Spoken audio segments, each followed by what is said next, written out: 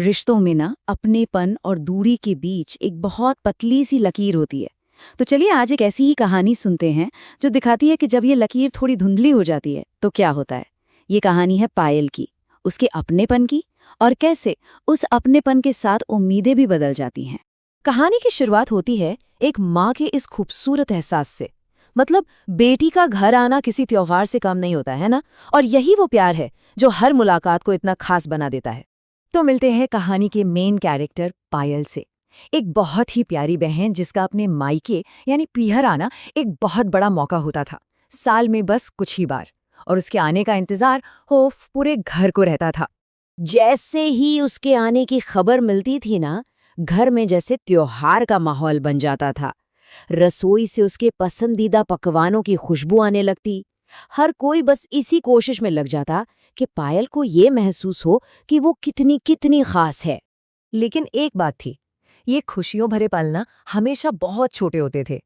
अपने बच्चों और ससुराल की जिम्मेदारियों के चलते पायल कभी भी 1 या 2 दिन से ज्यादा रुक ही नहीं पाती थी, और फिर जाने का वक्त आ जाता था। लेकिन कहते हैं ना, वक्त हमेशा एक जैसा नहीं रहता।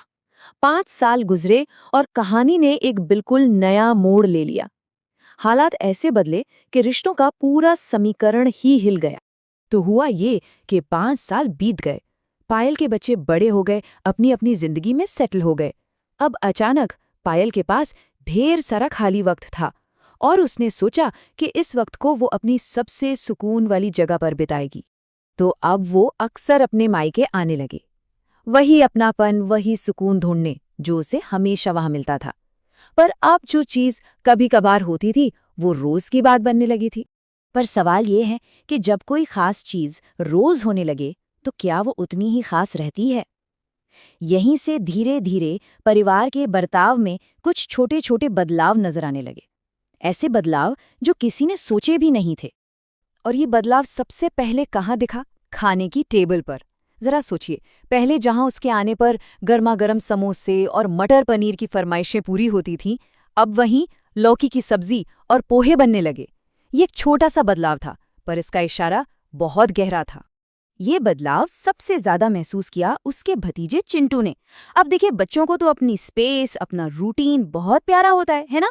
और उसे लगने लगा कि बुआ के हर वक्त घर पर रहने से उसकी पढ़ाई, उसका रूटीन सब डिस्टर्ब हो रहा है। और ये जो फ्रस्ट्रेशन थी ना, वो सिर्फ चिंटू तक सीमित नहीं थी। धीरे धीरे ये घर के हर कोने में फैल रही थी, और उस घर में एक खामोश सा तनाव पैदा हो गया था जो कभी खुशियों से गूंजता था। और ये जो अंदर ही अंदर एक टेंशन सुलग रही थी, वो एक दिन फट पड़ी। पायल को अब लगने लगा था कि बात सिर्फ सादे खाने की नहीं, बल्कि उसके सम्मान की है। हताशा के एक पल में भाभी सुनीता के मुंह से वो कड़वी बात निकल गई जो शायद वो भी कहना नहीं चाहती थीं। उन्होंने कहा, रिश्ते में जब दूरी होती है ना, तभी तक आदर बना रहता है। अब आप घर की मुर्गी दाल बराबर वाली बात कर रही हैं। और बस उस एक पल में सब कुछ बिखर गया। पायल की आंखों में आंसू थे, माँ गुस्से में थी। वो घर जो कभी पायल के लिए खुशी का ठिकाना था, अब संघर्ष और उदासी से भर गया था। जब लग रहा था कि अब ये रिश्ता शायद टूट ही जाएगा, तब कहानी में एंट्री होती है पायल के भाई रवि की। और उसने जो बात कही, उसने सब कुछ बदल कर रख दिया। तो सवाल यही था, क्या सच में परिवार का प्यार पायल के लिए कम हो गया था? रवि ने एक बहुत ही गहरी बात कही। उसने कहा, फर्क प्यार का नहीं है दीदी, फर्क बस इतना है कि पहले आप मेहमान की तरह आती थी, और अब आप इस घर का हिस्सा बन गई हो।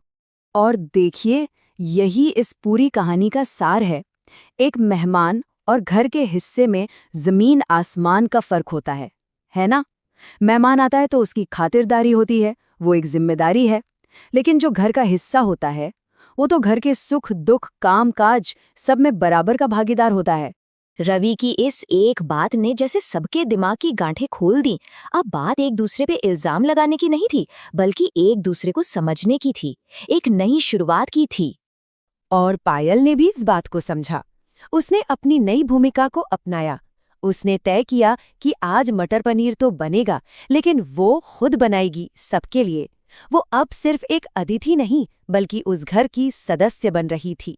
बस रवि की इसी समझदारी ने एक रिश्ते को टूटने से बचा लिया, और परिवार के रिश्ते फिर से जुड़ गए। बल्कि अब वो पहले से कहीं ज्यादा गहरे और सच्चे थे। तो ये कहानी हमें सोचने पर मजबूर करती है। क्या सच में रिश्तों में आदर बनाए रखने के लिए थोड़ी दूरी जरूरी होती है, या फिर असली बात ये है कि हम अपनेपन के साथ आने वाली जिम्मेदारियों को कैसे समझते हैं और निभाते हैं? जरा सोचिएगा इस बारे में।